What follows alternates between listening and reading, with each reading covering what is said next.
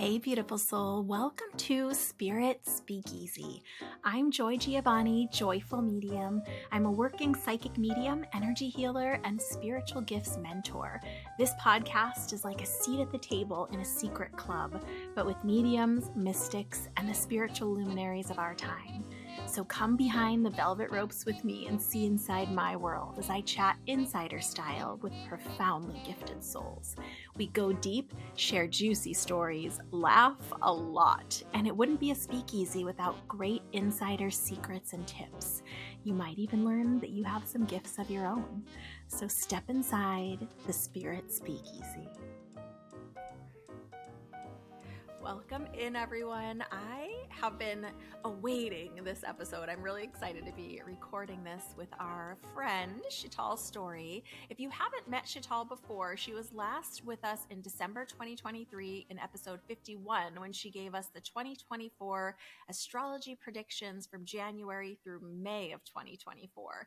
And now here we are getting ready to tip into June, and Sheetal is returning to give us the astrology predictions for June through December of 2024. Let me give you a quick bio for her, for those of you that are new to the incredible Sheetal Story. She's a psychic medium, a professional certified astrologer, a grief support counselor, and a law of attraction master coach. Sheetal's mission is to help heart-centered people cultivate and strengthen their intuition and to trust and use it every day so they can live their most aligned, soul-led, purposeful life. Intuition is the compass of the soul, and she teaches that your soul always knows the way. The more you learn to trust your intuition and flow with the energy that life presents, the more life will open up the magical opportunities for growth and abundance. And towards the end of the episode, we're going to talk about an opportunity that you can learn to manifest, use your intuition, and understand astrology with Sheetal. We'll talk about that in just a little bit. Welcome in, Sheetal Story. Thank you for having me back. This is so fun. To talk to you. I was making all my notes. I was making all my notes for last night, and I was just like, oh, I just love you so much. I'm so glad to be here, and thank you for having me back. So when we last spoke, we were not even through the holidays, getting ready to head into the new year. I don't know if everyone knows this, but we tend to do our predictions for the following year kind of around the same time. So I like to back those episodes with the energetic, like, numerology theme based on the year, and then you give us all the astrological and energetic, I don't know, weather report from your perspective, which is so amazing. So I want to just briefly recap kind of what we've already seen coming to fruition this year. I mean, it's been a pretty topsy-turvy, fast, slow, hurry up, wait energy so far this year. It has been, yeah. And I think we knew that one of the things I said in our last meeting together was that this year, 2024, is a corridor year, right? It is actually leading us to 2025, which we know in numerology is a 9 year. So it's a culmination. It's also massive transformation and change for the astrology, because all of this 5 outer planets are going to be changing sign at the same time or around the same time. So it is a massive change in the energy. And usually they change, like, their cycles are like 12 years, 7 years, 20 years. Like, they're not supposed to kind of all be at the same time because it's a lot, but just the way that everything is synchronizing, it's like time is speeding up, and we're going to see more of this like air fire next year. So we have to kind of clear out all the remnants this year. So we're literally in the birthing canal, birthing 2025. And it has been a lot. Like, I know so many people who have gone through a lot of loss, a lot of change, a lot of transformation, a lot of people I know passing away and having loved ones pass away. And I think there's a lot of souls leaving before the new paradigm is starting. So we're just seeing a real mass exodus of spirits. And the energy for the end part of the year is very, very, I was going to say intense. We're going to be entering 2025 with a real, I'm going to say, just kind of getting yourself ready to be at home, be introspective, introverted, because the energy is not going to be one of like, hurrah, let's go for January 1st. We're actually going to Yeah. be in a little bit of an incubation period until about February of 2025. So this is a year of clearing out all the clutter, all the things that are no longer serving us. And it's not easy as It's humans not to easy. let go of these patterns and people and dynamics in our lives, and even Yeah. seeing ourselves in such a different way. It's a lot.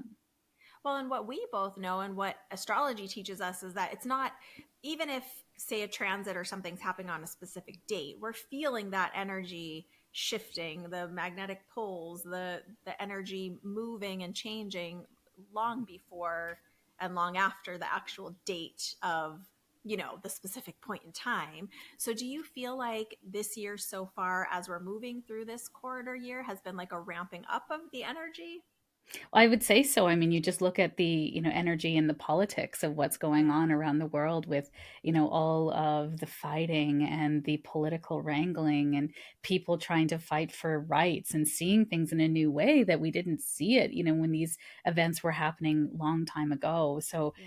just there is been this ramping up, and it feels like, as we hit summer here in the northern hemisphere, like this heating up of the globe is going to get hotter and hotter, right? Yeah. Especially as we go into like Leo season and Sagittarius, there's going to be just more fire in the air. So the fire is, the heating up of the globe. It is forest fire season here already in Canada.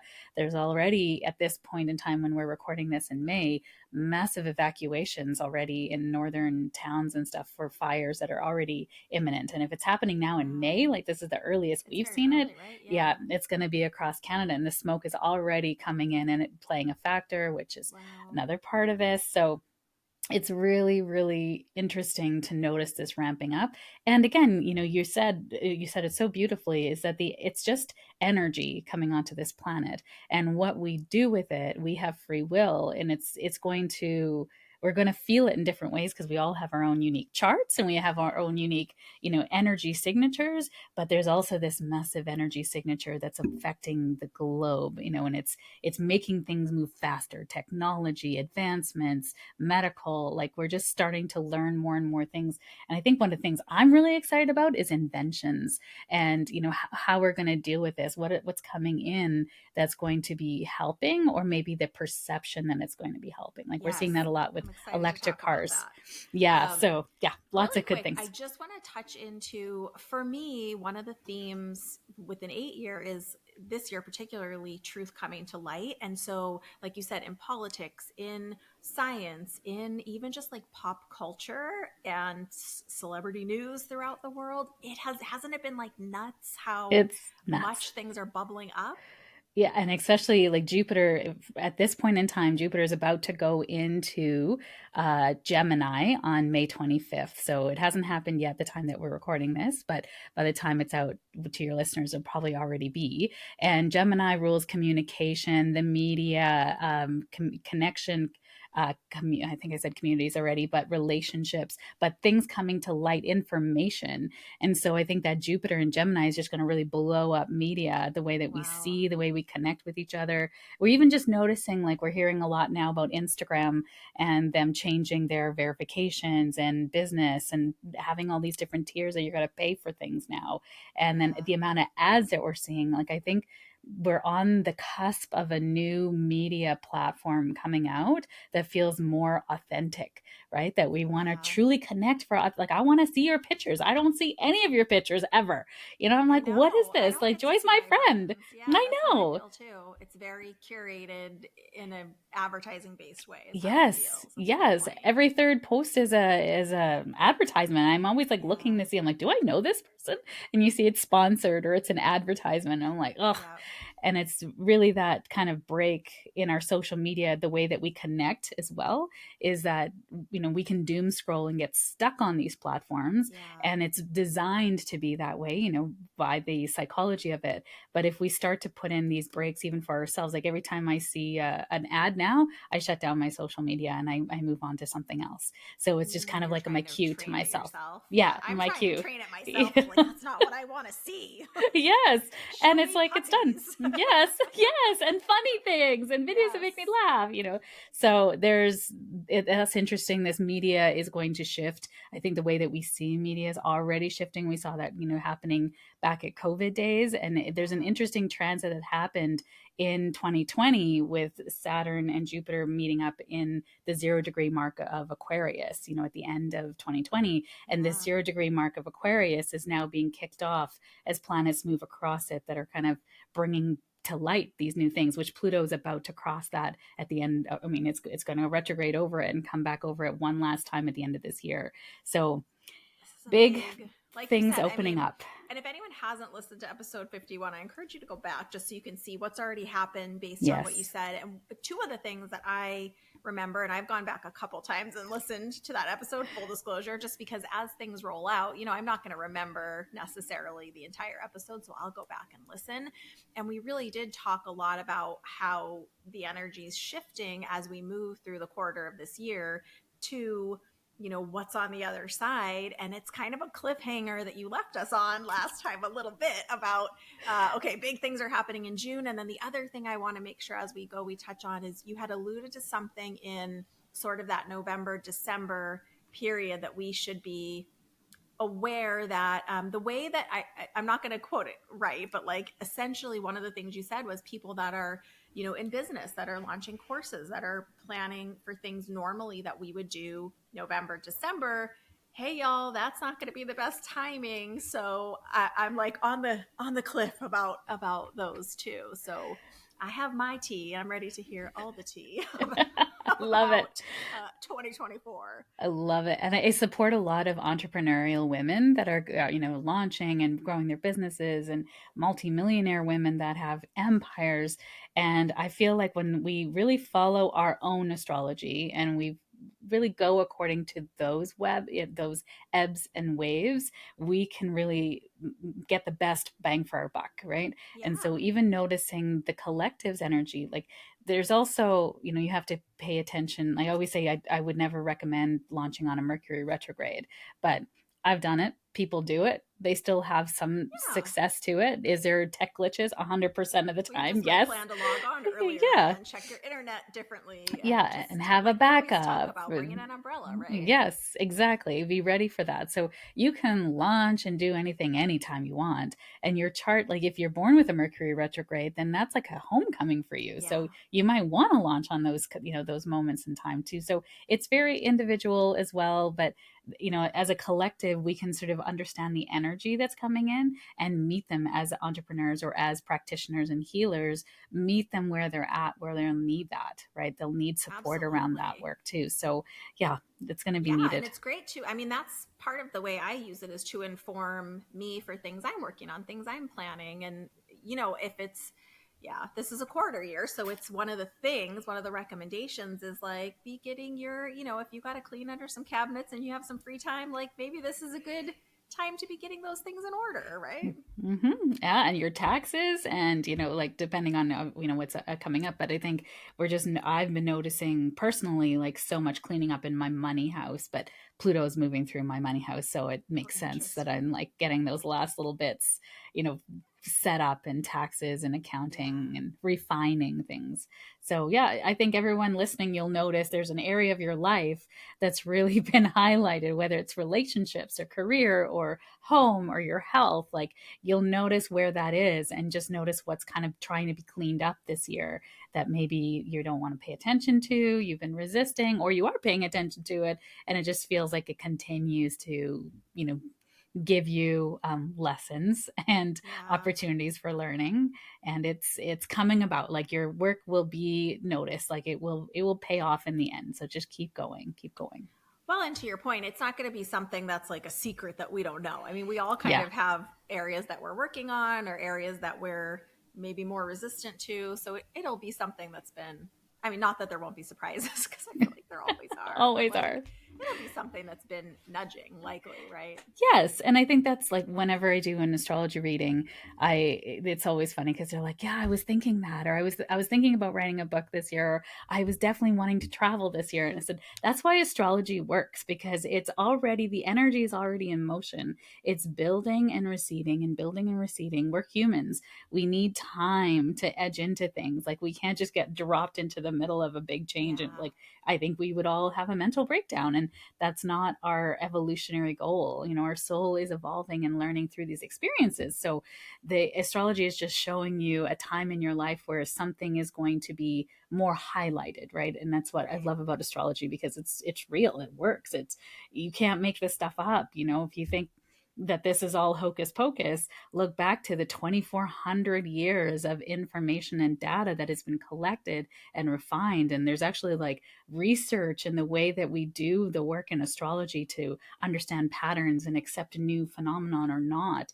That is, Yeah. there's a lot of sort of science based um, processes that we use, and it's like true astrology. When you're in astrology associations and you like living this work, it is very profound, deep, and there's a lot of integrity, with it. So it's interesting, and for those of you out there, looking for astrology readings, whatever, just be really discerning. Like, ask about what is their credentials? Are they part of Yeah. an association? Where do they learn astrology? Like, social media can be very glamorous and look really Double-edged exciting. sword, right? Yeah. And then you get and like I like to get a reading once a year from someone I don't know.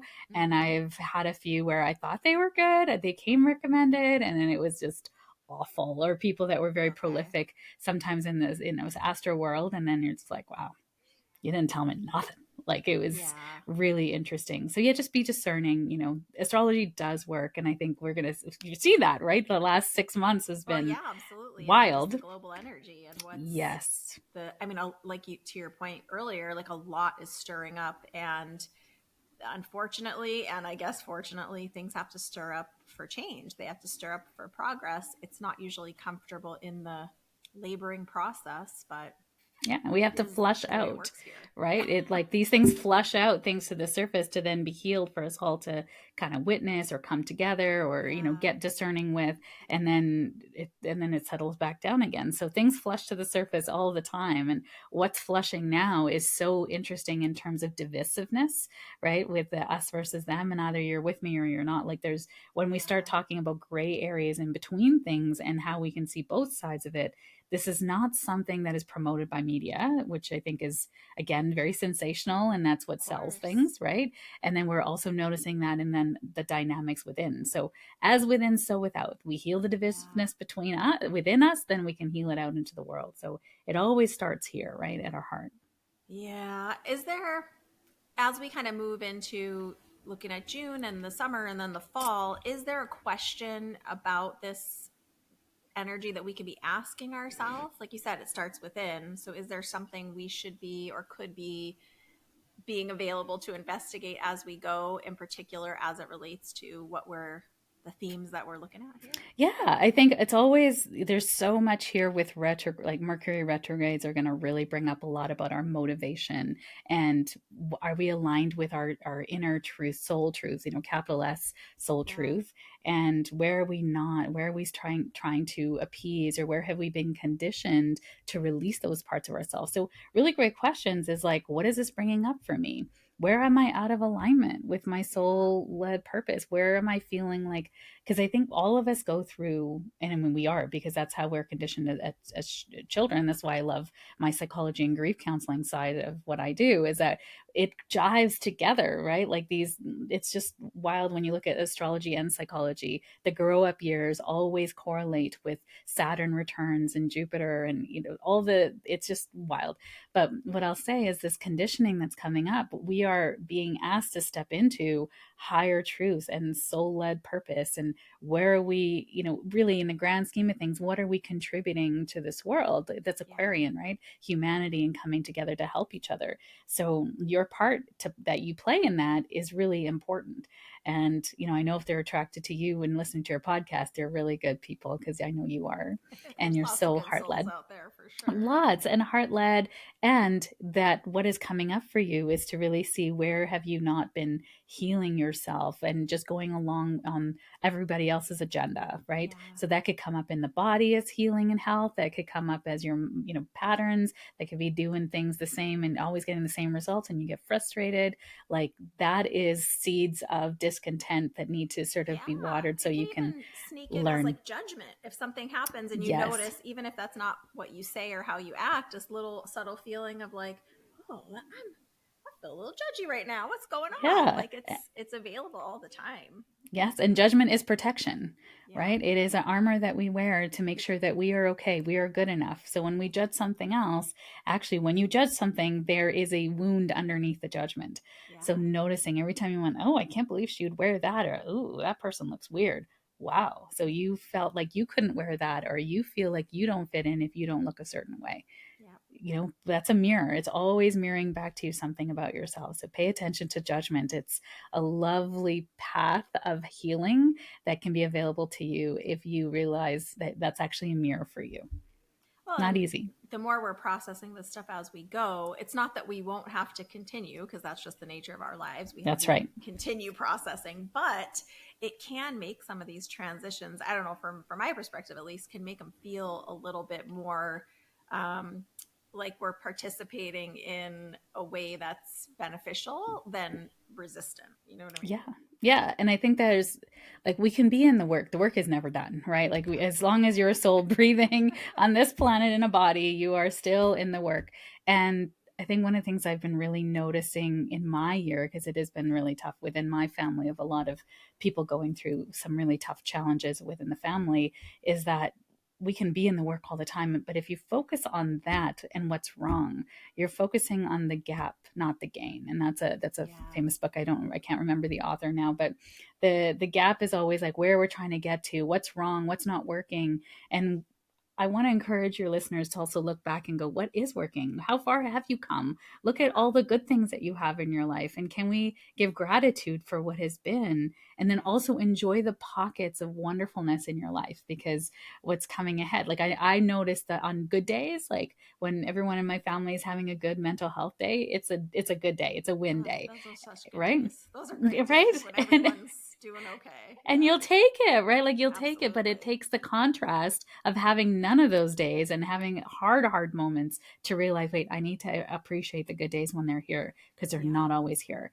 Right. And I have some friends who are no longer in my friend group, but they're like, don't let this lull you into a false sense of, and I was like, you can just go away because Yeah. it's okay to just appreciate and acknowledge that in this moment, it's a good moment. No one's in Yeah. pain. No one's fighting. Everyone's getting along. Let's just appreciate this moment in time. And so, yes, we can talk about the astrology and there's good days and we tend to talk about the more challenging ones because Hmm. those are the ones that we kind of want to be like, oh, that's why this is happening or oh, this Yeah. is that timing. And everything can be used in the good way too. Like there's no such thing as a bad transit. It's just Yeah. everything is operating as is. It's the weather, right? Right. So Exactly. enjoy the good moments that you have too and don't feel like the astrology trumps your life. You trump your Yeah. life. You get to decide what to do with this energy. And if you're having a good day on a Mercury retrograde, go have a good day, right? Yay Yeah. for you. I love a Amazing. retrograde. I gotta tell you, I think it's my Yeah. personal chart, but I love a Yeah, retrograde. I do. Mercury is my ruling planet, so every time it Oh retrogrades, yeah. I notice it very deeply in my life. So, yeah, it's something that I pay very close attention to, and no different than like if you are a Pisces, Scorpio, Cancer, you are a water sign, then definitely following the moon and noticing moons, full moons, and new moons and moon transits will really affect Yeah. you, right? So Yeah. just noticing those planets and those things that affect you. And I like that on my calendar because then I can go, okay, this is coming up. I can shore it up and I can make sure that I'm like double checking, not doing anything big. I live my calendar according to my moon cycle, like my Hmm. menstrual cycle. And I purposely won't take a lot of clients who are on days that I am menstruating, and then on days that I'm ovulating, I'll like be on stage. I'll be doing a lot of things like this. So yeah, it's really That's fun when you amazing. start to live your chart and live your cycles because you have so much more energy and Yeah. vitality, right? And It's you so give yourself true. grace on the days And that you anyone don't. can do that. Can take a look at. I Everyone. mean, it's pretty easy now with all of this technology. Yep, It's so that's right. easy to figure out. Oh, when's the new moon? When's the full moon? When is this? And even just, you know, who first taught me to do this with my mediumship is Mavis Patilla. Oh, She yes. said she learned that around the moon cycle she felt stronger in one phase and less, you know, strong or clear in another phase, and that is true for me too. It's the opposite of what it is for most people, but Mm-hmm. I tend to, you know, like you said, I tend to around the full moon. I know personally that the pattern has been through my research, that I need more rest, and on the new moon I tend to be stronger, brighter. Things move differently for me. I have more energy on those, you know, that part of the cycle. So we each can do this for ourselves. It's available. 100%. Yeah. And I think when you do track your cycles and notice, even just following the moon cycles or following, what cycles are happening in your chart, there's, Yeah. if you look up the time that you were born, what was the moon phase at the time that you were born, that will actually give you a big theme that's going to permeate your entire life. And then if you know, let's say you're born on a full moon, every month on a full moon will be your most creative day. So it's because it's like you're recreating the time that you were born. So it's Yeah. actually a very creative time. So just noticing those I'm going to days in look your that up. calendar. Yeah.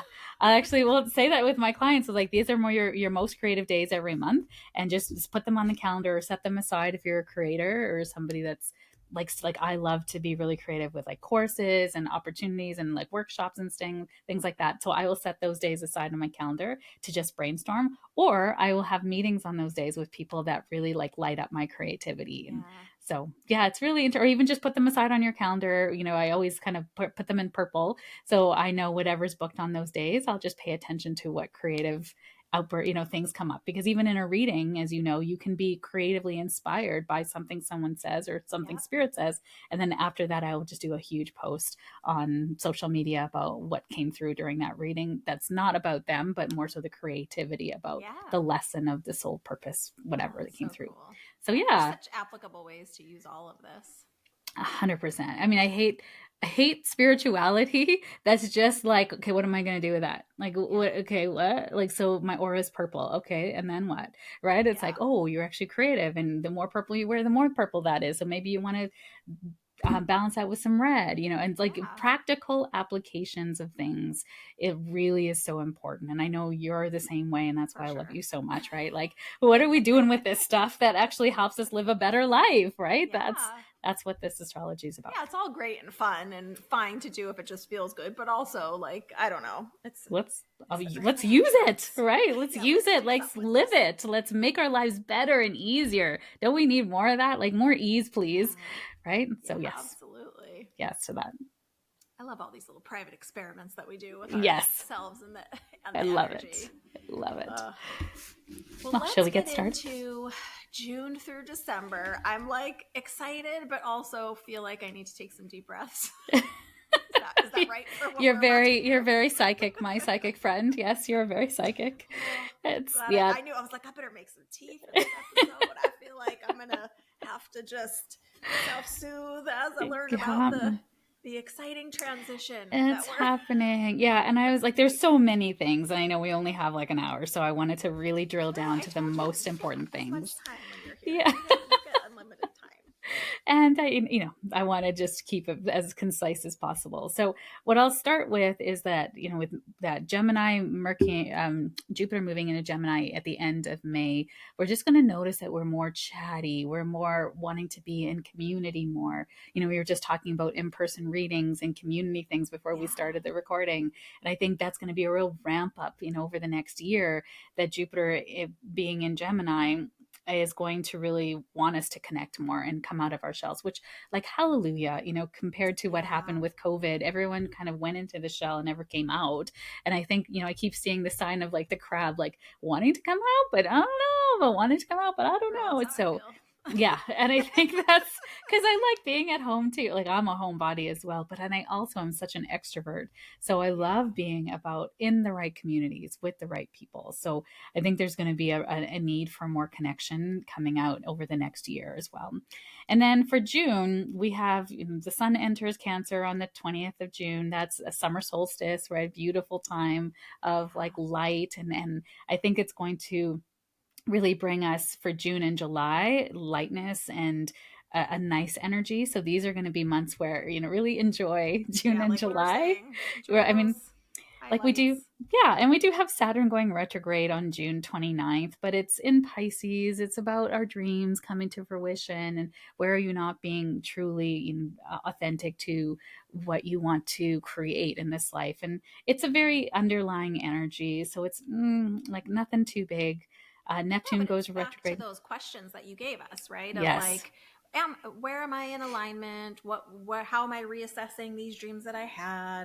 But it's Mhm. watery and it's summery and Yeah, and it's very it can feel compassionate nice. and like introspective and spiritual. And so, anytime that you're doing anything over the summer that's very ethereal, spiritual, going to retreats, camping, being in nature, you're really going to cultivate, more intuition, more connection to your true spiritual self, because we're so connected to the busyness of the world. And Jupiter and Gemini is going to really amplify that, like the social media and everything. I mean, Yeah. we have to reach our people, so social media Yeah. is kind of the way. But the more that we come back into nature and stuff, I mean, that's just a given. We're going to disconnect from that busyness and really align with, like, what am I feeling inside, right? What's the Yeah. voice inside? And So so maybe the bring like a first, journal with you to the beach or yes, vacations to be yes, pondering some of these things. and spend that time. And if there's something on your heart that you're like, what's my next step? Or I've been noticing a lot of people, but that's also what the work that I do, but this sort of seeds of like, what next for me, I've right? noticed that too. Yeah, More that's so than in past usual. years. Yeah. Yeah, I think, and that's that birthing of 2025, right? Yeah. Because it's no longer, we can no longer be asleep at the wheel or working these jobs that, yes, they pay our paycheck, or they pay for, our lifestyle, but there's a way that now we can transition safely to Yeah. something that really aligns with our heart. So I think this latter part of 2024 and into 2025 is going to be more, I think there's going to be a heightened sense of education, like self-education with that Gemini Okay. energy, taking more classes, learning about what is it that we want from me. Like I've been hearing from so many of my clients, like I don't want to go back to school and get a 2 year, 4 year degree, Yeah. right? And it's like, well, there's so much in the self education realm right now that you don't have to. Like, it'll give you that Yeah. education without, because the thing with degrees, yes, they qualify you for certain designations, and that's important, but you also take a lot of information that's not quite relevant sometimes to what you want to do, right? Yeah. So you have to be prepared for all the things. So if you're really specific, like grief counseling work, I don't have to go back and get a degree to do grief counseling work. I have to just be really Right. specific in the designations and the courses I take to then be able to hold that space. But Yeah. with regards to self education, we also then get the flip side of that is buyer beware, right? Because Okay. everyone you hire is not going to have the credentials. That's why you really want to ask, where'd you get your credentials, or you come by referral, or people around you, people are referring people to me. So on the grief counseling side, I get a lot of referrals, and then I always have a call to make sure that we're a good fit to work with. I do not have the skills to deal with PTSD, right, or CPSD, or sexual trauma. So it's, for me, it's really important that I stay in the spiritual grief realm, because that's where Yeah. I love to play and who I love to serve, and anything else needs to get referred to proper people. So that's just buyer beware is going to be a Well, really that's big great thing over the next advice year, because right? it's like be empowered. You have the Yes. opportunity here to be empowered and be asking additional questions, Hmm. gaining additional information so you can make a more informed choice about Yes. all this. and Don't and just for jump you, in. yes, and even for you who are wanting to be educated and like looking to move out of your career into something else, be super discerning and of integrity of like, who are you serving, how you're doing it, and do you feel super qualified at the end Yeah. of it? You're not taking a 2 day course and calling yourself a coach. Like, that's Well, not a is this in thing. alignment with the direction you're wanting to go forward? Back to Right. those questions you gave us. So, Yeah, see, this is 100%. how. That's why I ask for those questions and stuff, because this is how we can use these energies, or how I do it anyways, and Yes. be, juicing the most out of that beautiful orange, right? Yes, I love that analogy. Love it. So the first time that I start to notice like we should pay attention is July 17th, Okay. 2024. This is actually when Mercury goes retrograde. So Okay. Say before words about that. Mercury, so Mercury goes retrograde. So Mercury actually goes retrograde on August 5th, 2024. Obviously, all of these are 2024, and he's going to be Mercury retrograde, sorry, in Virgo. So Okay. before that, there's going to be degrees in which Mercury is going to go over and is retrograde, right? So Mercury slows down relative to the Earth. So when we talk about retrogrades, we're talking about planets that are slowing down relative to the trajectory of the Earth around the sun. So all the planets are traveling around the sun in their orbit, and when planets go around their orbit, they're actually speeding up and slowing down in their trajectory, and that has to do with the gravity and the sling out into space and then back again. So when our planets that are in our solar system slow down and speed up, they actually have a different kind of energy that exudes on the Earth. And so you kind of think of it as you're looking at it in the sky, it would look like it's going backwards because we are going faster than it, but it's not actually going backwards. Planets don't go backwards, right? So mathematically, relative to the Earth, it is going backwards or slower than the Earth. Yeah. So Mercury goes slower than the Earth about 3 to 4 times a year. So it's not something that's kind of weird or out of the norm. And when Mercury rules our mind, our communication, our thought processing, our connection to each other, and our coordination. So you might notice that you're really clumsy during a Mercury retrograde, especially if you're Virgo or Gemini, because that rules our planet, that rules us. So I noticed like during that time, I can't throw a basket, like I can't hit a basket to save my life, right? I am hitting myself on things. I might miss a step on the way down. Like I have to be really mindful and careful. So when Mercury goes retrograde, it will go retrograde between like 3 to 4 weeks over a period of the zodiac, right? So over a portion of the zodiac. When it goes retrograde over that portion of the zodiac, we are meant to slow down, to reassess, to revise, the rule of Rees, right? Before it goes retrograde, though, it will go over a period of the zodiac that it will go over again in the retrograde. So the way to sort of use this as an example so you can see what I mean, from July 17th to August 5th, Mercury will be retrograde. So it will be going over those degrees again. So I like to pay extra attention to what you are thinking about, what you're dreaming about, what you're writing, what you're talking about with people, your emails. Like if you're like you like to write or journal, what are you writing and journaling about? Because remember, Mercury is about our cognition, right? Yeah. So when we pay attention to July 17th to August 5th, now from August 5th through August 28th, we will go over those same degrees again, but now in retrograde motion. Okay. So we're going over the things that we worked on, but with like now we're refining, we're seeing it through new eyes, we're learning more about things, right? So let's say you're writing a book, right? All the reads. So if you're writing a book or you're writing a short story, what will happen is, July 17th to August 5th, you'll write the story. August 5th to August 28th, you're going to look over and go, why did I write this? Oh my God, this is shit, right? And then you might like cancel things out and write it again and have an experience in life that might see that passage in a new way, and you'll rewrite it. And then from August 28th to did I put the post shade? Yeah, September 11th, you will then go over that and reap the benefits of everything that you worked on.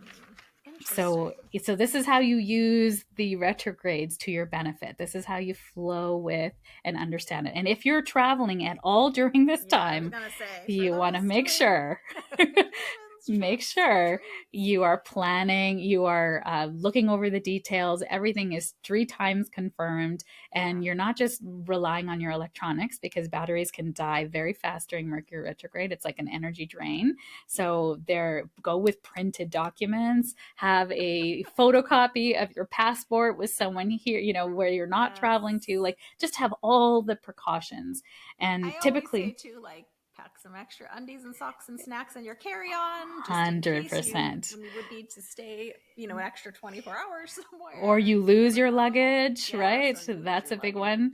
luggage. I try not to travel with any checked bags during a Mercury retrograde. Like if I have to travel, I'll have my stuff on me and Yeah, where I carry can on. see it, and I'm not letting the airline lose it somewhere, right?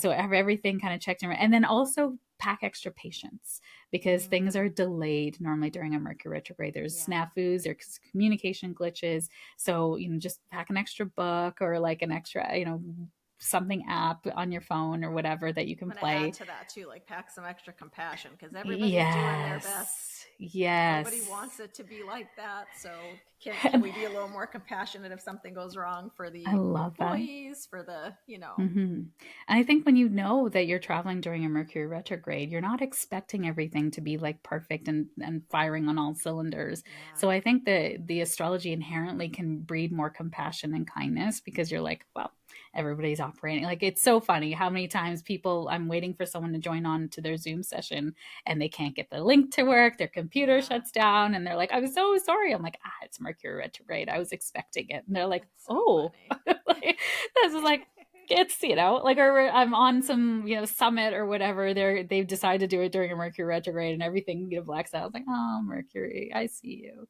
So Right. funny. It's funny because as an astrologer, you see those memes on Instagram, right? They're like, astrologers, no one could have expected this, and astrologers like, like, we knew it was gonna happen because we do, right? Like you're just like, oh yeah, okay, we know something's gonna come up.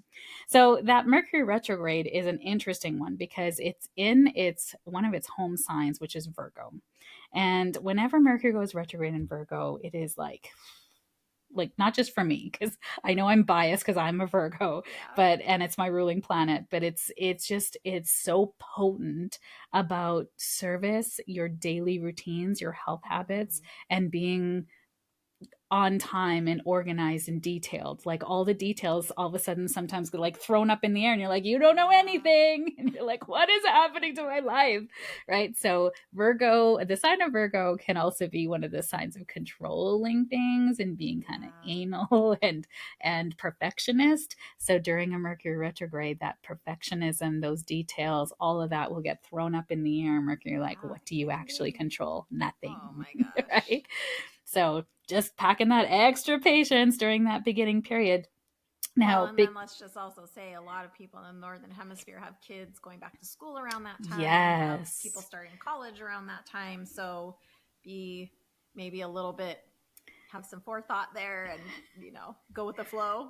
Yeah. And also be prepared, right? Like have the transcripts printed. Yes. Buy everything early. If you're buying stuff online, like get it early. Don't wait till the end. Shipping delays. Yes. Because there's in kind of sandwiched within that retrograde. So just to finish off the retrograde, it's then going to, because Mercury starting at the 4-degree mark of Virgo. So as he moves back through the zodiac, he's going to go into Leo, which is a fire sign, right?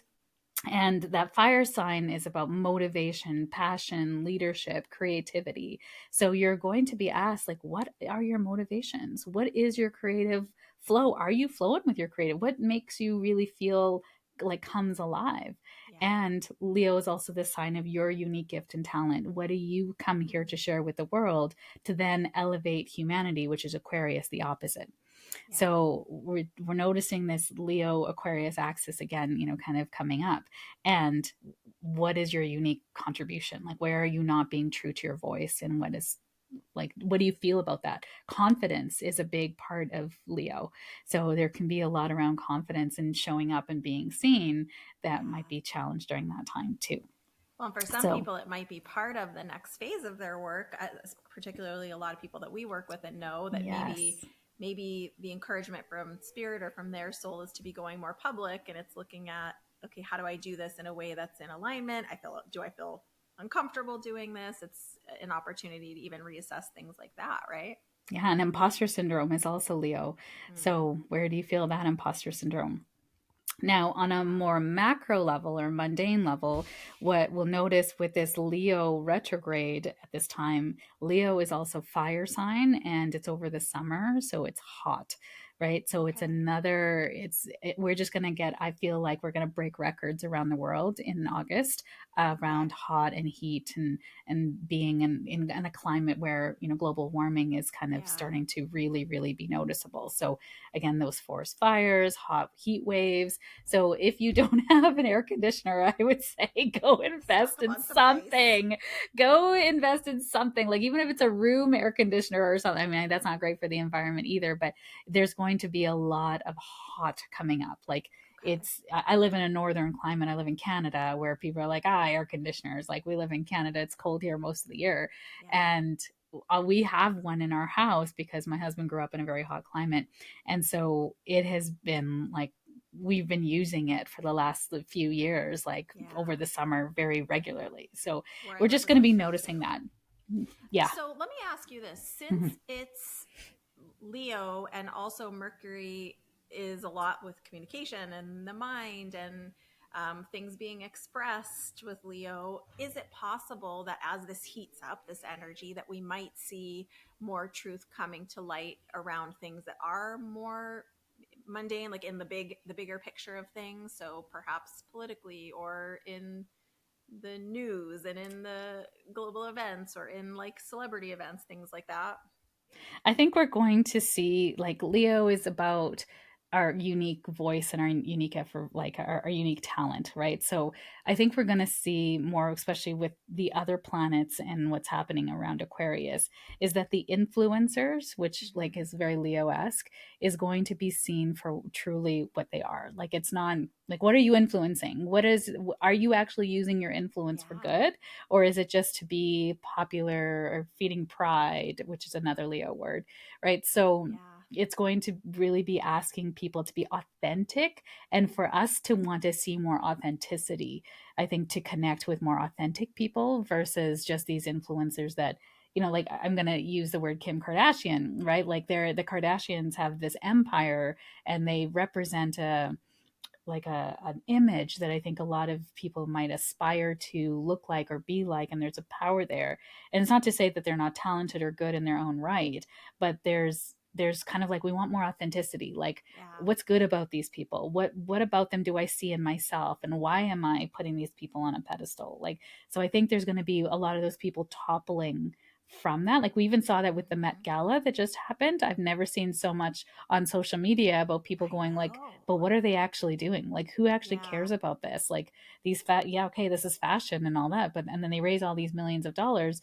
What is it actually going towards that is helping the world in some way? So it's Yeah. interesting for me because I feel very neutral on the topic. I think fashion's kind of cool, and but then there's also some things that are like, oh, you're kind of scratching your head on it, but it's really interesting and it's creativity. So it's art, Yeah. and yet I've seen it was on like Entertainment Tonight and like big platforms where they were talking about what good is this, and I was like, oh, this is Yeah. interesting. I've never seen that before or heard it before. So Well, it is yeah. part of one of the themes of this year with truth coming to light is also this. You were saying it with people wanting to get more qualifications or making sure that you're vetting someone's qualifications. These things are going to start coming to light. If someone says they're this, they need to be that. Or if they Mm-hmm. say this charitable money is going to this, those books might be getting opened up, and we need to see like, is this authentic? Is this in integrity? Is this, yeah, in alignment Yeah. with what you're saying that you're doing? And I think we're really seeing that with the trials now with Donald Trump as well, right? Like, is he truthfully like who he's saying he is? And Yeah. they're holding him to account now in like in the court of law. So, especially in the US, it's a very litigious, place. So Yeah. if you're not representing yourself properly, you're gonna be paying the price for that. So Yeah. I think that's that Leo Mercury retrograde piece, right? Is like, are we seeing that authentic place coming to, being truly authentically yourself? Or and what do we want from leaders Right. Who nowadays, do we like want to be too? right. Yeah. As Yes. a community. Yeah, 100%. Now, also nestled in here at the full moon in Aquarius on August 19th, we have a Jupiter square to Saturn. So Jupiter is expansion, optimism, and good luck. And now in Gemini, right, about media, communication, and connection. And then Saturn is in Pisces retrograde at this point in time. And it's about being true to your dreams, being true to removing disillusions and illusionment. So, like, it also can be ruling things like escapism, right? So Pisces rules like escapism, addiction, which we're seeing a huge opioid epidemic, especially Yeah. after COVID, right? So many people have been passing from it.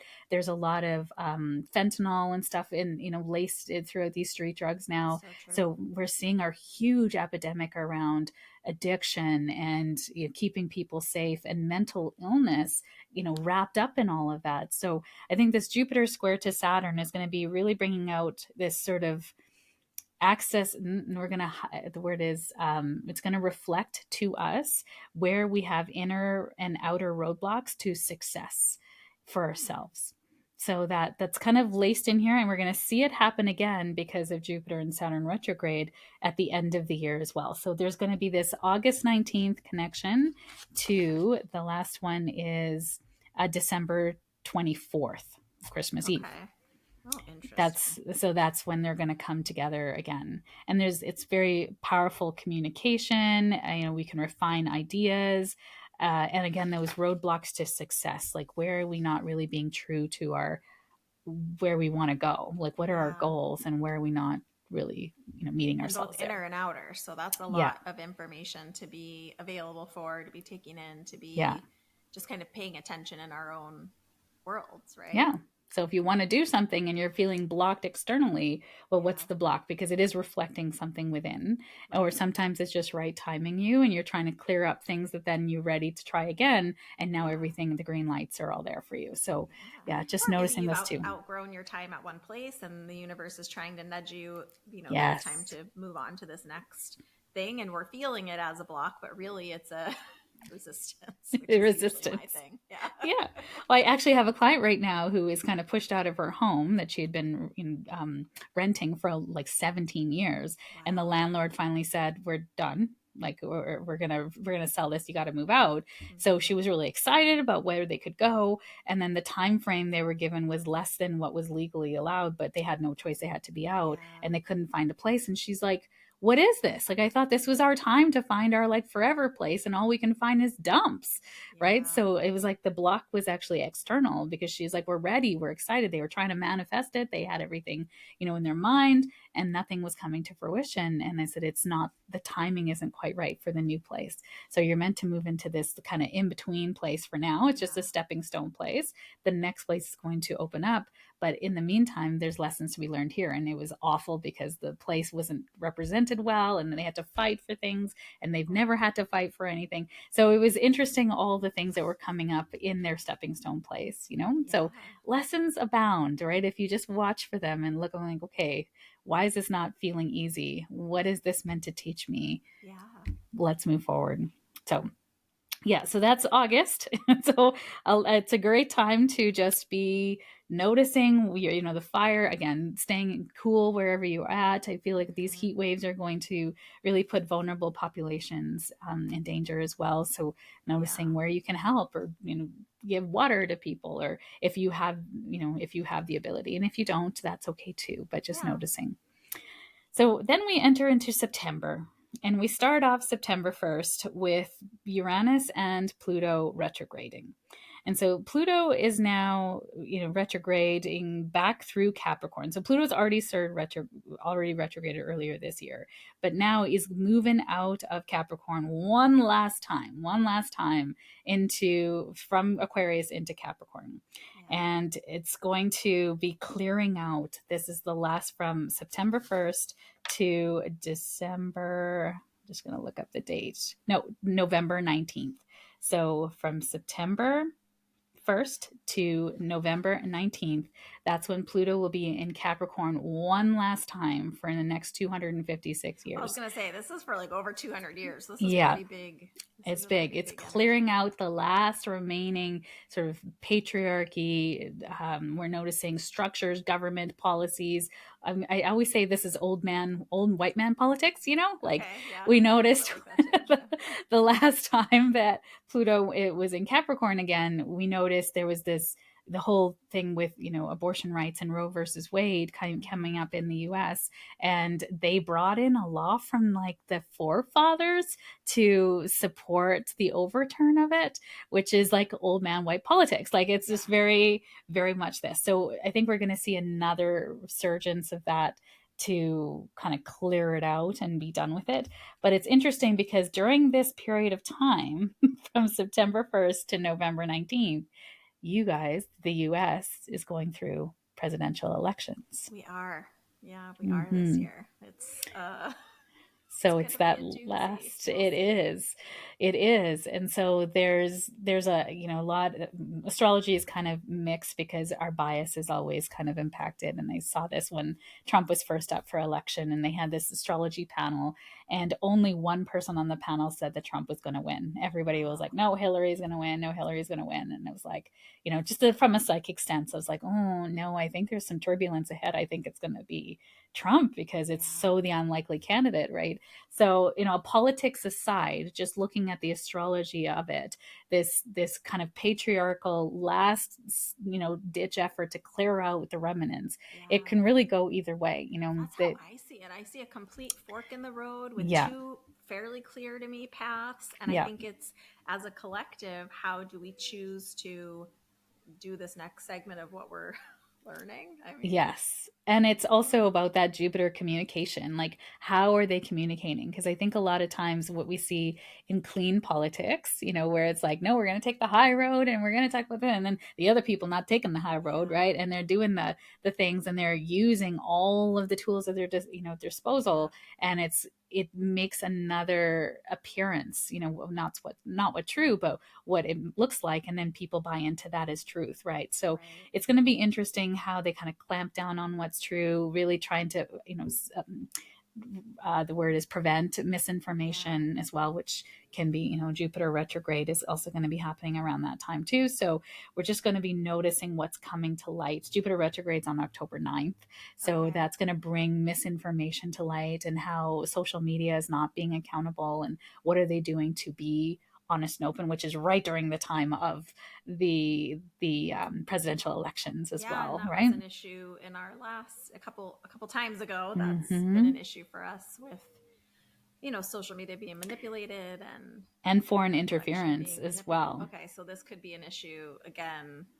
It will be 100% with that Jupiter and Gemini. Okay. So it'll be really interesting to just notice what comes to light around truth and misinformation, where the misinformation is coming from, and noticing again the collective's want for, because there's like with the overturn of Roe versus Wade, there has been a real resurgence of the women in the US saying, wait, wait, wait, wait, like not all women, I mean, depending on your political spectrum and Right. your religious views as well, but there has been a real resurgence of wait, wait, wait, we can't go backwards in our Yeah. views of women's bodies and what's our rights. And so there could be a resurgence, like this Capricorn Pluto retrograde can bring up like a resistance to, we're not allowing the old to come back again. And then on Okay. the other hand, it could actually become a resurgence for the past as nostalgia, Yeah. right?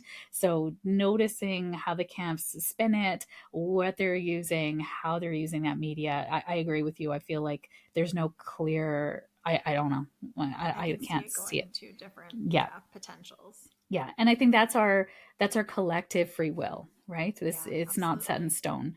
We are here to be a choice, be a voice. And so Yeah. that's why this like Leo retrograde is going to be like, where's your voice? What are you wanting for your future? And it's Yeah. now. Now is the time, because then there's going to be 4 years then of whoever Of whatever we get. gets. Yeah, That's right. exactly. Right. Oh, And that's going to bring about then the Aquarius energy that's coming in 2025, right? So really interesting noticing that either way.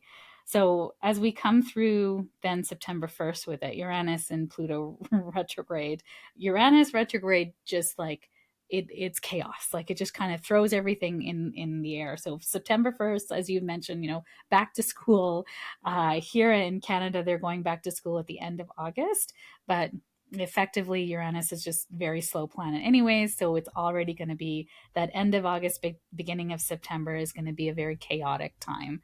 So it's a time to Okay. really become aware and organize yourself ahead of time, Yeah. right? You've got school supplies, you got back to school stuff, you know where everything's going, you've got your schedule set, and then just have a deep sense of like flow. We're going to just Yeah. flow with whatever's coming up, because we're still in that retro shade period, post shade. So you're Right. still learning about control and flow, because we'll be in Yes. Virgo degrees. No, Virgo degrees will start on September 9th.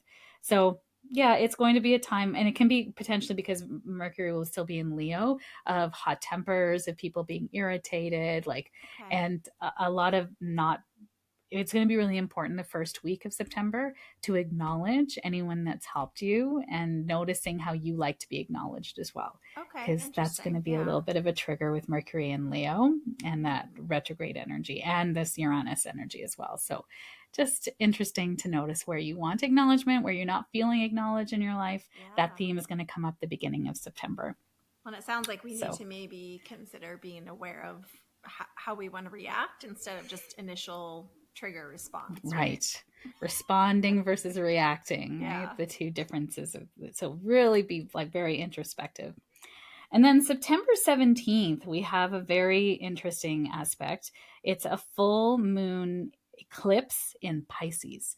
So the Okay. eclipses follow the nodes of the moon, and we're right now in an Aries Libra axis in the nodes of the moon, and it stays in those signs for 18 months. Wow. So we are about to move as of the first part of January 2025. The nodes of the moon are also changing signs into Pisces and Virgo. So Okay. the north node Those being, will be interesting. yes, right? It's about transcendence, healing, compassion, empathy, Getting our spirituality stuff as together, well, sounds right? like.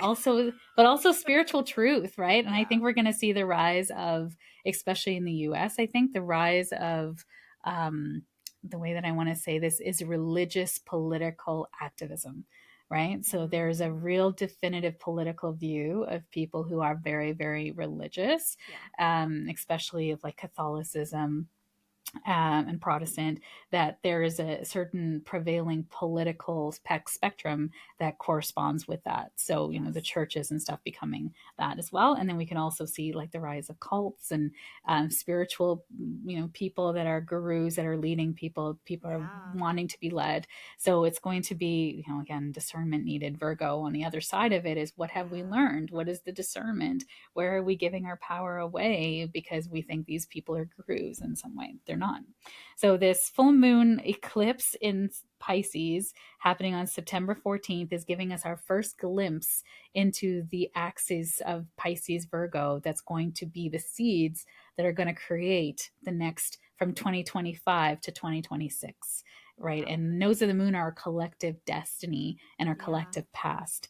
So there's, again, this is, during the time September. It's funny because it's right before my birthday is on the 18th. So I was like, oh God, it's going to be a year of big, intense epiphanies and, Yeah. understandings. So seed lessons from this series are about imagination, mysticism, boundaries, codependency, sobriety, escapism, and also addiction. Right? Pisces rules Okay. addiction. So that, Ugh. I think there's going to be a lot coming together to try to heal this. Like, we're going through a big mental health crisis in Yeah. society, especially after COVID, that we're not even sure. I was listening to a podcast today where they're not even sure how COVID affected the brain, right? How, because it's a neurological Yeah. virus, right? And so how it affected the brain, the way that we think about things, and like our epidemic of loneliness. I think there's Well, going to be yeah. this real push to that Gemini energy of Jupiter to come on out, be with people, don't be in the lonely, don't isolate, where depression and anxiety wants to go. Come into a place where you feel safe with people who are doing really fun things. And I think mysticism and spirituality and healing circles are going to be something that is just going to grow and grow, like sound baths and meditation circles and healing retreats and things like that are just going to boom. Interesting. So for those of you that have already been feeling inspired to be creating community events, I was just talking to you before we started recording about some new community events I'm getting excited to create. It's a good time to start making some notes for yourself and putting some things into motion, or seeking out groups to participate in. Yeah, 100%. I think we've been noticing, like in the community here, there's a lot of, I love being in community with others that are also doing this work. And we've just been noticing there's been a real struggle to fill these events, because there's a cost to putting them on, right? You have to rent the venue, you have to hire the people that are coming in, you have to put these yes on. And to fill it and to hit that break even point has been a real struggle, because there's just not enough people wanting to come out, or the marketing isn't there, or the messaging isn't there. So it's been really, I would say, like the people who have come out first that are trying to create these community events are starting to become disillusioned with the pricing, versus, because everything is going up in price now as well, with inflation and gas and heating and all the things. So there's definitely a push to, like, stay the course, my friends, stay the course, right? Don't get disillusioned too early, and see where you can maybe refine your messaging, or find places or venues that feel more economically better. I mean, the summer months you could have in your backyard, if you have a bigger backyard. Like, start small, you don't have to do things at a large scale. So, but it does sound like it's going to be perhaps at least partially going more in person. I think so, because of that Jupiter Gemini energy. We want community. We want to be with people, exchanging energy and information that feels really good and light. And then as we move into this Piscean energy for the North Node, this is our karmic destiny. We're healing the things that are holding us back to then move into more energy down the road of more alignment. But yeah, it's going to be, I think there's going to be this need to fill a part of ourselves that hasn't been filled by anything else. And we're looking what to fill that with, right? What can we fill that with? So spirituality and, being in these wonderful groups and helping people heal, through integrity and knowledge. And the word I'm looking for is like credential knowledge. Like, that you're not just like making things up and saying, this is what I got this download from the spiritual realm. And, and he's like, okay, and does it jive with what we understand, like, with what's happening for people? Like, is it supportive or is it keeping people sick? Because I think we notice that a lot in the spiritual world. It's like, they're not healing the root of it. You're just coming back for clearings. You're coming back for crystals. You're coming back for meditations, and we keep people sick. Well, and it's, I mean, to your earlier point, it affects this work too, in this realm, this idea of the old way of keeping people on a leash or dependent, the guru versus power to the people, which is very Aquarian. We all are equal participants. Yes, maybe someone's facilitating and giving worksheets or whatever, but you know, everyone's responsible for their own work, their own contribution. So it sounds like ultimately in our highest and best good, but maybe a little uncomfortable in the transition, like most things. Yeah, I think you're just going to notice, if you're someone that likes to go to these things or get healings. Like, I have a lady who's in my community who just loves to try every healer she can.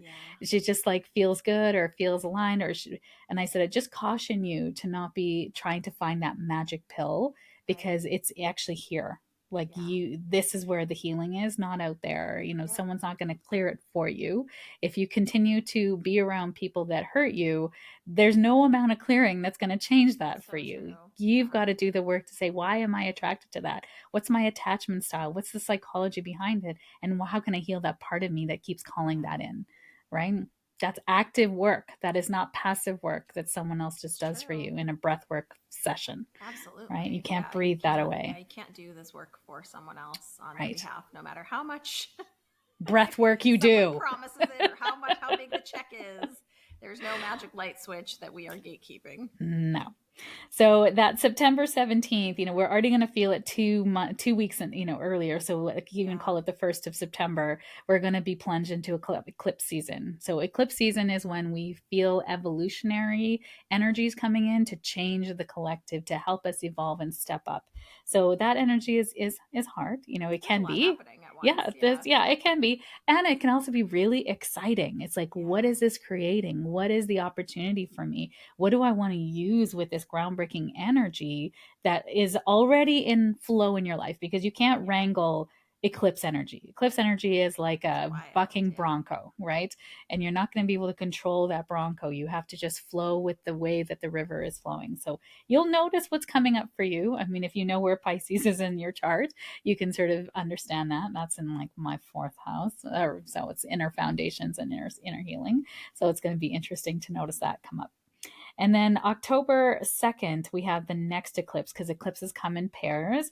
And this one is in Libra.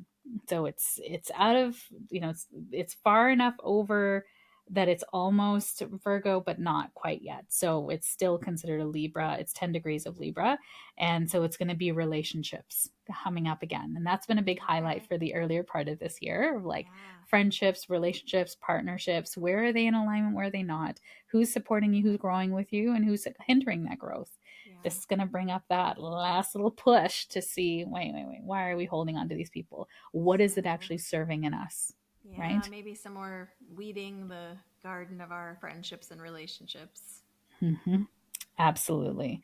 And then Jupiter goes retrograde on October 9th. And there's that bringing to light, in communication and media, what's authentic, what's not, truths and lies, external influences to the politics of the US. And then Pluto goes direct on October 11th on the Okay. 29th degree of Capricorn. So anytime we have a 29 degree or a 0 degree, it is intense and intensified, because it's the 29 degree is, what did you learn from that sign? Okay.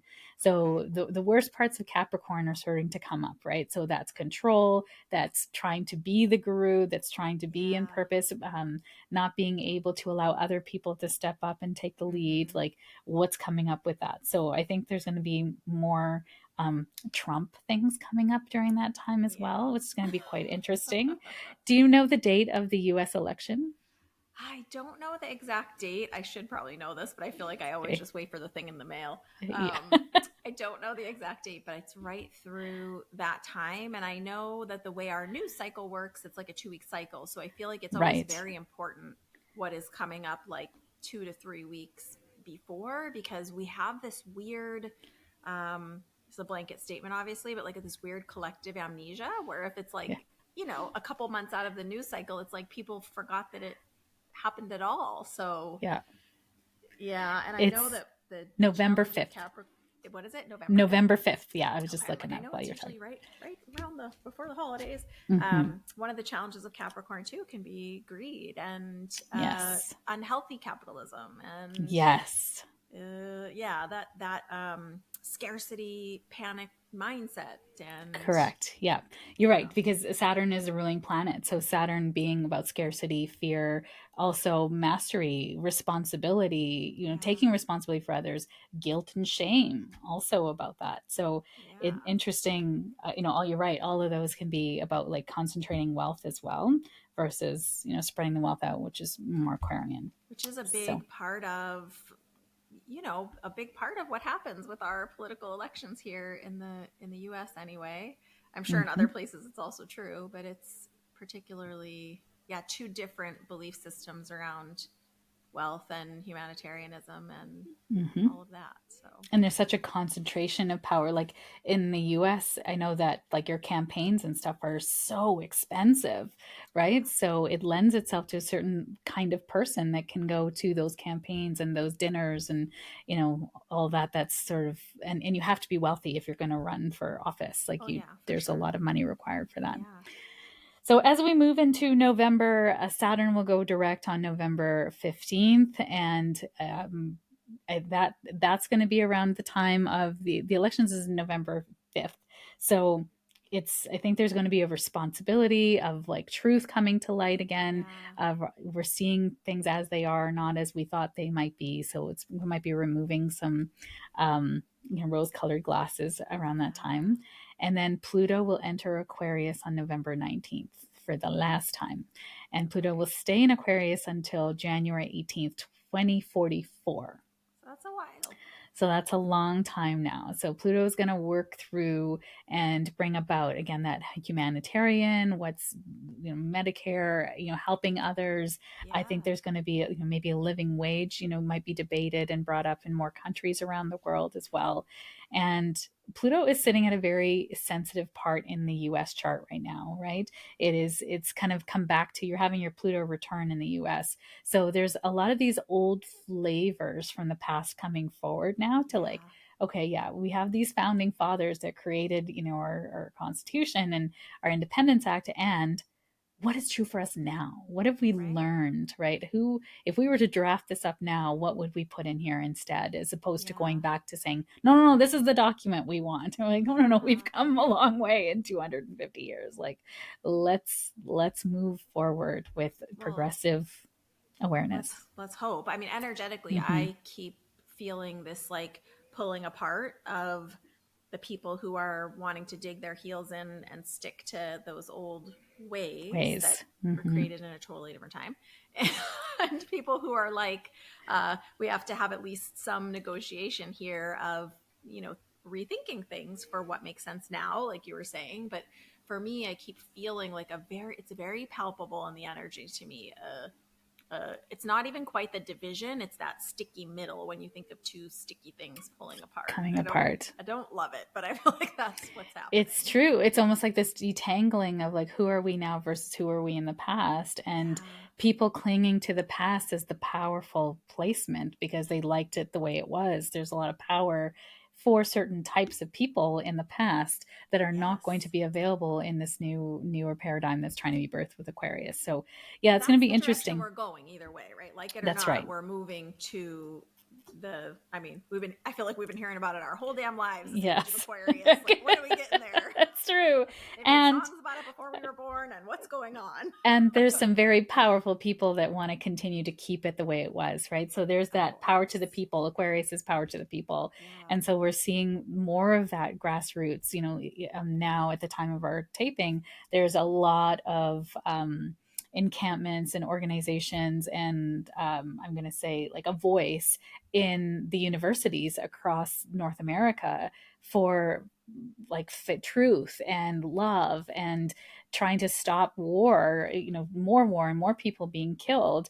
And they're coming up against massive opposition from governments and stuff, saying that's not legal, or we don't want this, or you're harming people, or not everybody feels safe.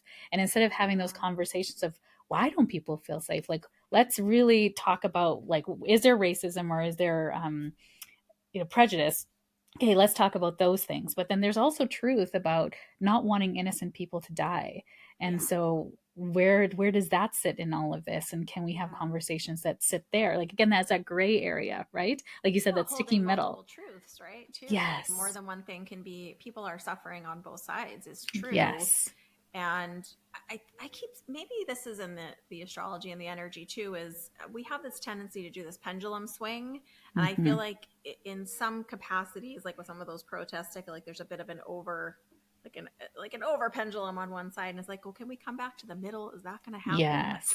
At some And I think we point? know in those protests, there's people who are nefarious actors that will use those Yes. protests. I mean, I've seen it firsthand of people. I was at a Black Lives Matter rally, and there were people in the rally that were purposely trying to disrupt and cause Yeah, incite chaos violence and or yeah. bring in the police to kind of stop things, right? So there are always bad actors that are happening, Yeah. in these things. And can we not let that muddy up everything else? Because it Right. does, right? Then we go, well, see, there you go. Like that's exactly what I'm talking about. That's anti, whatever. And we start to Yeah. then put labels on it and miss the bigger picture of things.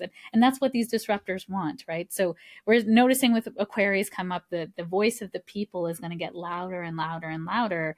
And I think we're going to see at the time that Pluto was in Aquarius last time, which was 1777, there was the French and American revolutions went on at that Yeah. time, right? So again, the power for the people coming up to say, no, we're not doing this anymore. We're, yeah, you're the government, but you don't actually represent us anymore. This is Right. not our view. So I think we're going to see more of those revolutionary, energies coming up. And unfortunately, it can be very destabilizing, right? And Yeah. also very scary if you're within, where you sit within the camps and what people are Right. doing to each other, which Well, and a isn't little always in love. scary as we've seen over the last like 4 years with, like we were talking about, technology, disinformation, Yes. misinformation, and someone thinking that they're fighting the good fight and actually being partially misinformed. And, maybe if they had the full information, would be doing equitable for both groups, for example. But yeah, that's the part that has me a little bit feeling like on shaky ground here. Yes, I totally agree. And I mean, with revolutions, we just don't know, who's It's how it's going unpredictable. to look. It's very unpredictable. You're Yeah, right. where And the so, chip's gonna fall. and the way that the government can manage that is to just acknowledge, right? When we don't acknowledge people, or we're not trying to find the middle ground, or we're not listening to what people are saying, Right. that's when we start to have these uprisings, right? So to add a little bit more fuel to the fire, I'm we like, it's have just gonna build up. it's just gonna, Future yeah.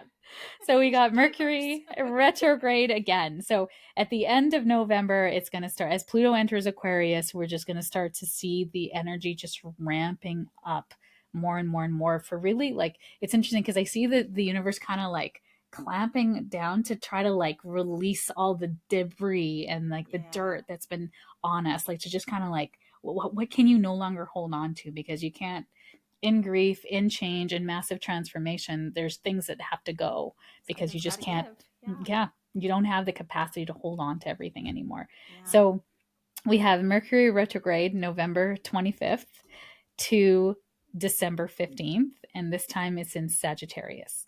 So Okay. Mercury doesn't like to be in Sagittarius. It's considered detriment, meaning that it's a place where it doesn't get to express itself and really feel at home there. So it's kind of diminished, if you will, in the Okay. sign of Sagittarius. So the retrograde period starts November 7th. So from November 7th to November 25th, whatever you're doing, pay attention to. Whatever you're thinking about, writing about, talking about, Yeah. pay attention to that, because you're going to go over it in some way and refine it, review it, reassess, realign with it on November 25th to December 15th. I So want to does just that, say really quick too, for yeah, those that are, I mean, I think most of our listeners here are sensitive, intuitive empaths. Pay attention to also the things that are sticking out for you. Like if someone's yes, saying one thing and you're feeling like, you know what, something just feels a little off here. Or like, I know you're saying purple, but I feel like that's yellow. Like be paying attention to that too, because perhaps on that, recovering that ground will be more clarity or more, when you like prove something and then you're like, I knew it, yes, I felt that. I think it's going to be yes. some of that too, you think? Yes, I love your intuition on that. Yeah, Sagittarius is all about manifestation, big ideas, looking to the horizon and following your Yeah. dream.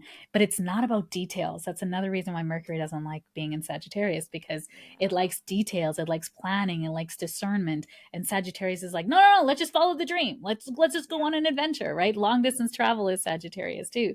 So it's a really great time for refining your manifestations. Like as we go to the end of the year, we're always kind of visioning and vision boards and resolutions and what do we want for the next year. It's kind of a new cycle that starts, calendar, Gregorian calendar wise, not Yep. energetically. So we see that will be an opportunity for you to really understand, like, what is calling to your heart, what Yeah. motivates you. Again, there's that fire sign, right?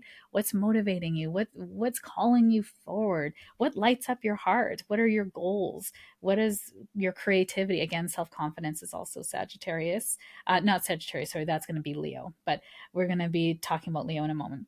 So with this Sagittarius energy, you're going to be able to get really refined with what you want on a bigger picture. The Okay. details will come later. Okay. Okay. That's what I was going to ask. So we don't want to be necessarily working out all the details, but The just getting how. more clarity on the vision, Yeah. not the, Yeah. yeah, the dreaded hows, not the, Yeah. the This is how, but about the what do you what. want? What feels good to you? What would light up Okay. your heart? And then let the how come with details down the road. It's Okay. not right That's now. good advice. Thank you. That's Mhm. helpful.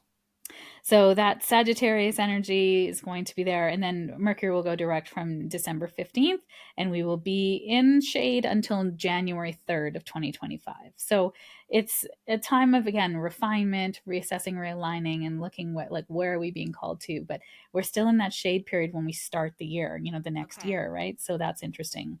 And And again, then, like copy and paste all those recommendations about travel and being yes, extra prepared, and all of yes. that applies. Yes, well said. Yeah, all of it applies still.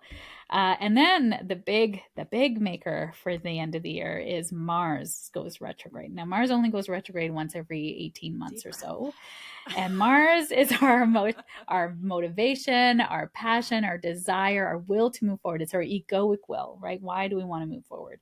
What's calling to our heart? And Mars is going to be moving in retrograde in Leo. So starting Oh, off at interesting. Because Mars 6 degrees can of also Leo. be aggressive in the shadow, Fiery, right? Yeah. yes.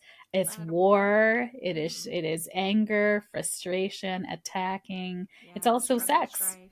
Yeah, Okay. Well, right. So it's like all the all the ways that passion. we express ourselves, right? Yeah. It is Mars energy. So Mars in Leo, it wants to be recognized. It wants Yeah. to be, noticed, right? It also wants to look good. It's great sex, right? It is understanding that our passion and desire. So it can be a time where we become very frustrated that we're not moving forward, and you're Okay. not meant to. And I think this is really the important piece to know. Like when Mars goes retrograde, Mars goes slower than the Earth. It's a time now to kind of go, why am I motivated? What am I passionate about? Yeah. What really calls to my heart? Leo rules the heart, right? So this heart energy, where am I not following my heart? Where is my heart really being maybe commandeered to do somebody else's work, or I've bought Mm-hmm. into something that actually isn't mine, and Okay. this can happen from families and ethnicities and things that we've just fallen into. So I think Oh we'll yeah. really Culture, all the notice things. 100%. And Mars does not move forward, not move direct until February 23rd, That's 2025. a spell. That's a It's spell a there. long So, time. what I hear you saying between these lines is, don't panic if you feel like between that December period into towards the end of February. February, if you feel like things are not moving forward on the timeline at the pace you expected or desired, at the like things are not growing as fast, things are not cooking as fast. Is that? Yeah. Yeah, and I think like Mars and Leo wants to go, right? We want Yeah. to move forward on our passions. We have this like, oh, why isn't it happening for me? But it's not a time that you're meant to move forward. So we're going to start the year 2025 in a very different energy. And I mean, we just Yeah. started these last 2 years with Mercury retrograde too. So we just haven't had a year where we've like hit January 1st and felt like we are firing on all cylinders. Like it's Yeah. just not happening yet.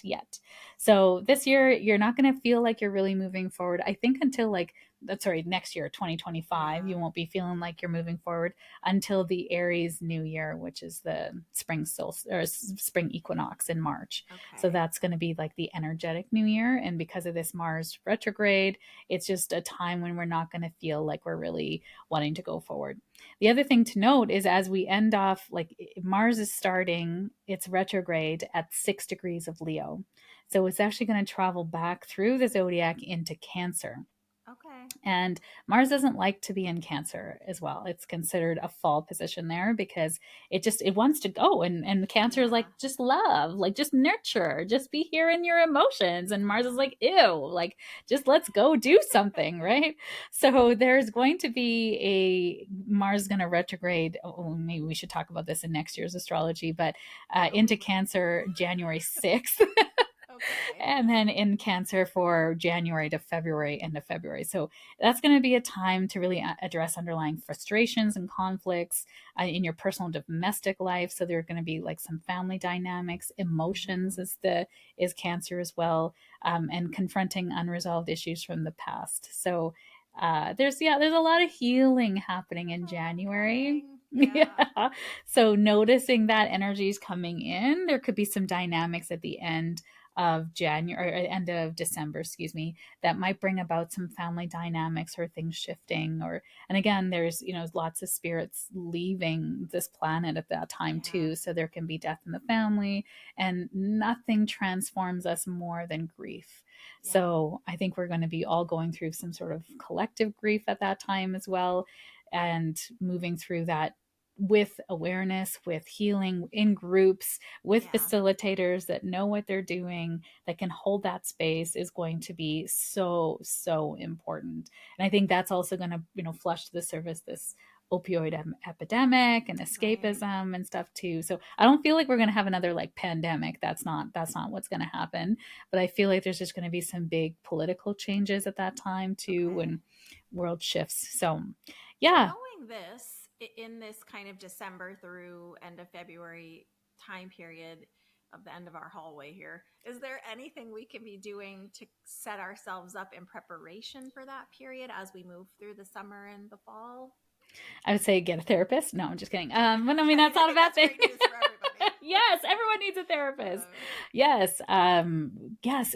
Find yourself a group, or maybe just allow an awareness to come up about it. You set the intention that you want to find a group of people that are moving through things that you are, that can help you with, I'm going through this thing, what's happening, or yeah. why is this happening? Because I think one of the things I notice, like, I think it's a bit of a gift for us, Joy, because of our mediumship and our development and all the courses and stuff that we've taken, is that when things come up, we see it in a different way. Yeah. Like, with soul contracts, for example, like I had someone go, well, I don't understand the lesson of the soul contract. I was like, boundaries. Like, isn't Yeah. it obvious? You have a codependent boundary, experience with this person. So the lesson is boundaries, and allowing them to rescue themselves versus you always rescuing them. And they're Yeah. like, oh, and I was like, it's Yeah. so obvious, right? It's so obvious, because we're, we're Yeah. we're the outside looking in, or we're the person that has all the information. So sometimes it's not obvious with our own Right. self, right? And especially if it's a subconscious pattern that you continue to live through, like imposter syndrome. Right. It's trying to keep you safe, but it's actually holding you from your goals. So working with Yeah. someone to help reflect that part of you and see your blind spots is going to absolutely be necessary. And I think That's being great very advice. grounded and introspective and journaling what's coming up for you, Yeah. why you're feeling what you're feeling, might help you to see things in a different way there too. Well, So that's just great. noticing We where can you're see triggered. themes and patterns Yeah. and talk Yeah. about it with whoever you find, or Yeah. whatever group you insert yourself in. Yes. And Or a sometimes we have to therapist. create our own community, and that's okay. Yes, I love that you said that. Yeah, sometimes we need that. That self-empowerment is going to be needed. And, this fiery nature of Mars at the end of the year can lead us to feeling very angry and also justified in our Mm, righteousness of others. With Pluto moving back into Aquarius, Aquarius turned up too loud, or that 0 degree mark is righteousness, right? I know better than you. I know what's right. Don't you know what's right? Why can't you get on board with this? If you're not with me, you're against me.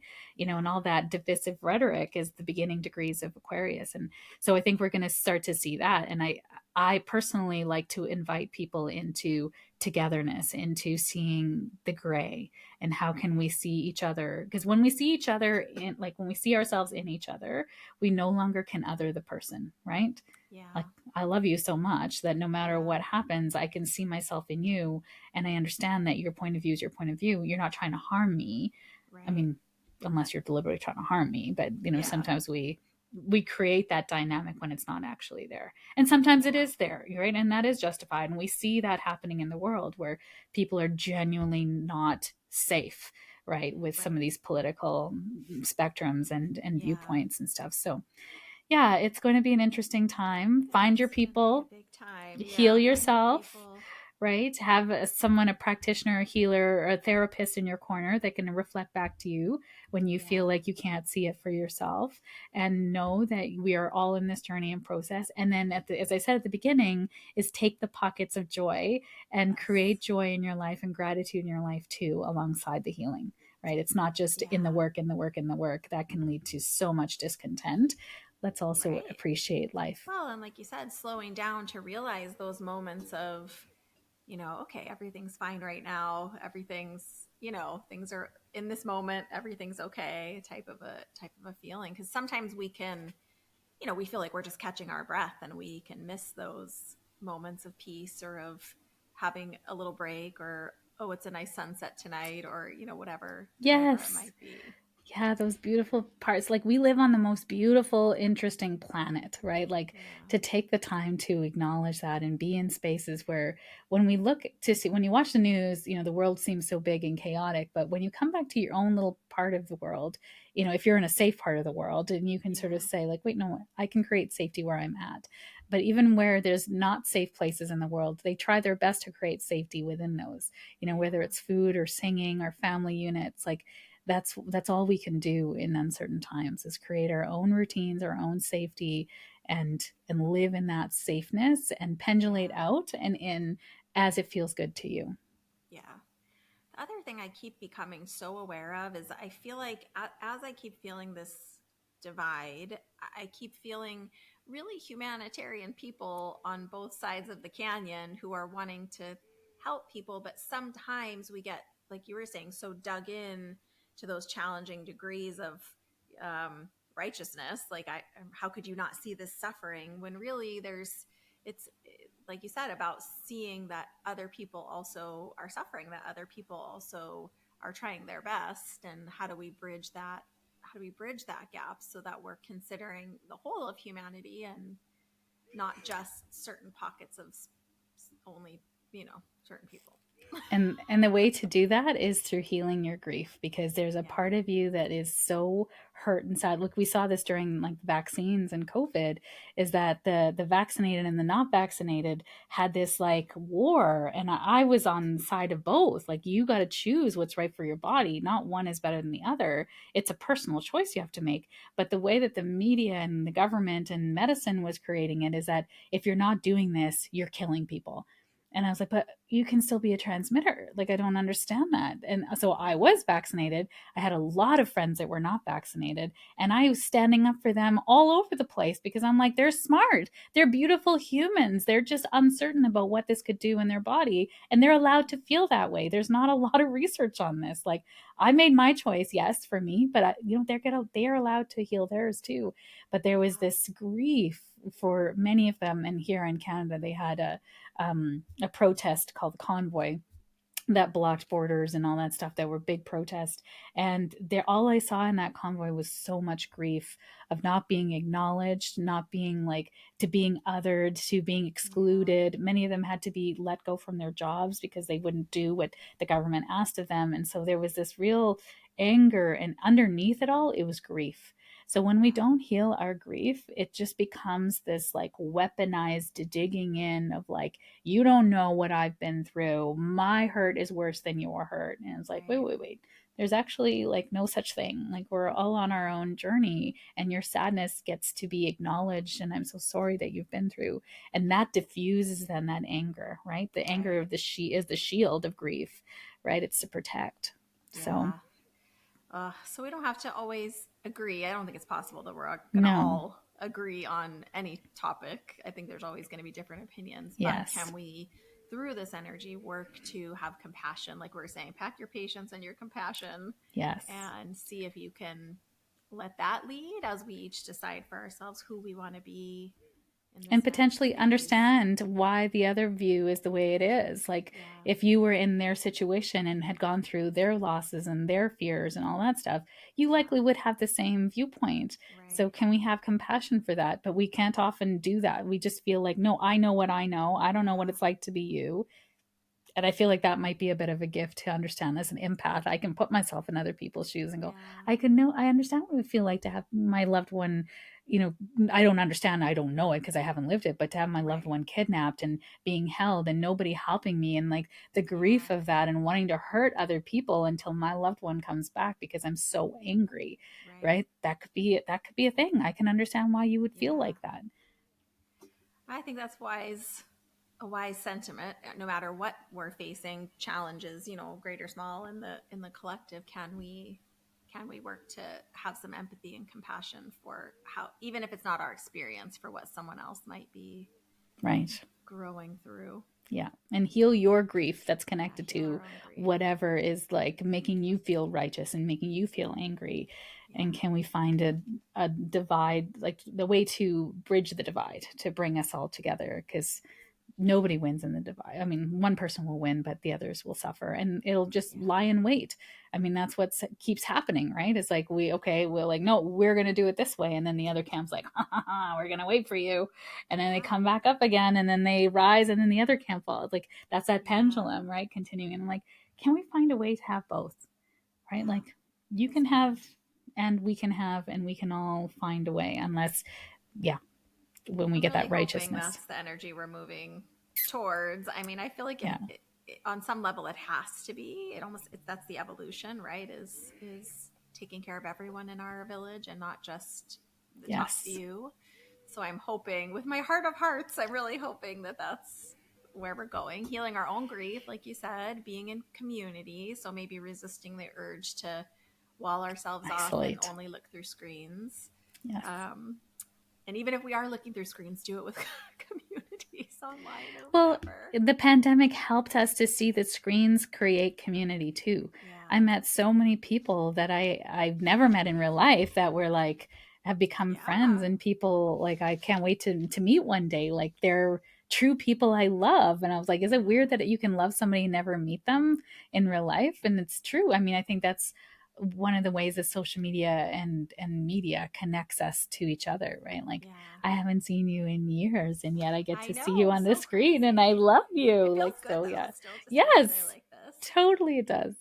For everyone listening, I'm sorry it's taken us so long to get to this, but this has been so much amazing information. At the time this is being released in early June, if you hurry your little bunny feet up, by the end of June, Sheetal has a program. It's called the MIA Academy for Manifestation, Intuition, and Astrology. She only opens it once a quarter. So it's not that this is your only opportunity, but this is an amazing opportunity. And you'll be working with people through all of these energies to understand, giving them prompts and homework and things that they can do for themselves. Will you tell us a little bit about this exciting opportunity?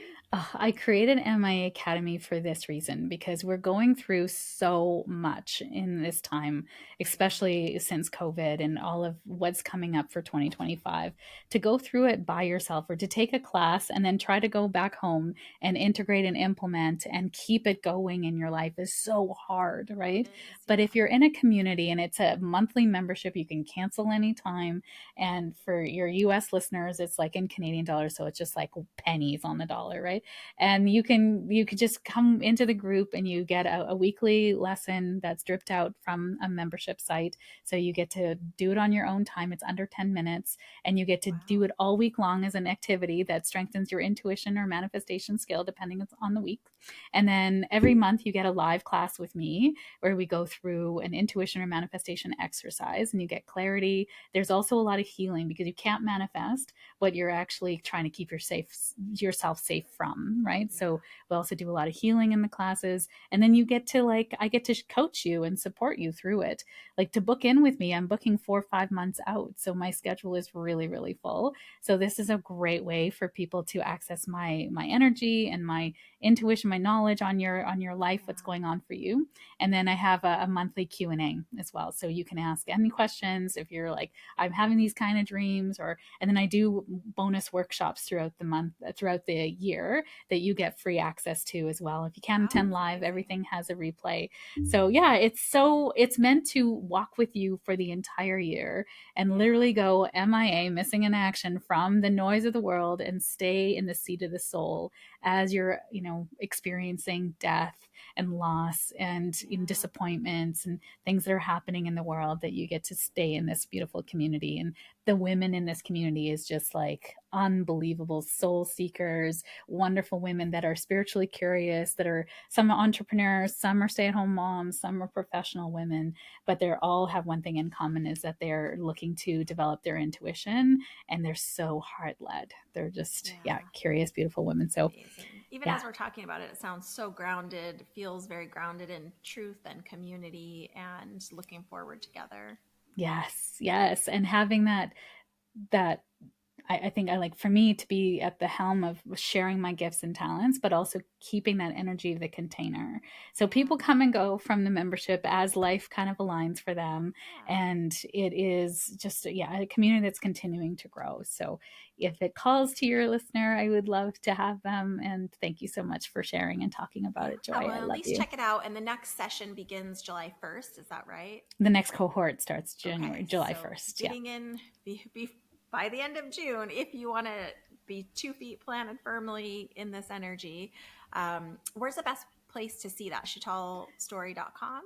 Yeah, you can go to sheetalstory.com, or you can find me on Instagram at Sheetal Story, and or if you're on Facebook, I'm at Sheetal Story Medium, is my business page.